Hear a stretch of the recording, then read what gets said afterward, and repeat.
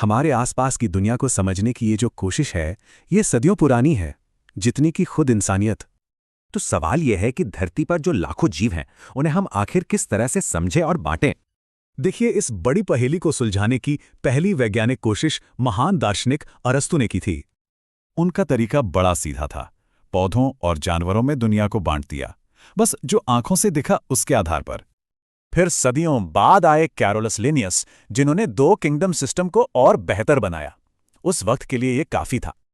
पर यह जो सादगी थी, यही इसकी सबसे बड़ी कमी निकली। कई जीव इन दो ग्रुप्स में फिट ही नहीं हो रहे थे। मतलब ये सिस्टम सरल और जटिल कोशिकाओं में या एक सेल और कई सेल वाले जीवों में फर्क ही नहीं कर पाया।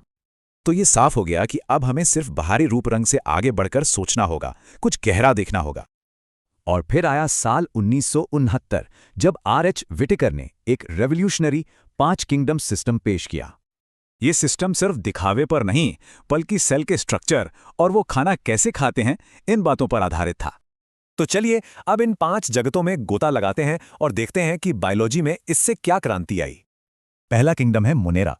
इसमें आते हैं बैक्टीरिया, जो इस धरती के सबसे पुराने और सबसे ज्यादा पाए जाने वाले जीव हैं। इनके आकार भी अलग अलग होते हैं, जिनके आधार पर इन्हें 4 मुख्य ग्रुप्स में बांटा गया है। इनकी बनावट भले ही सिंपल हो, पर इनका मेटाबॉलिज्म और व्यवहार बहुत ही कॉम्प्लेक्स है। अगला है किंगडम प्रोटिस्टा। इसमें सभी सिंगल सेल वाले यूकैरियोटिक जीव आते हैं। सच कहूं तो यह किंगडम एक पुल की तरह है, जो पौधों, जानवरों और फंगी को आपस में जोड़ता है। इसमें ज्यादातर जीव पानी में ही रहते हैं। उनकी अपनी ही एक अलग दुनिया है। कुछ में तो पौधे और जानवर दोनों के गुण मिलते हैं। सोचिए, कितनी जबरदस्त इनकी अनुकूलन क्षमता है।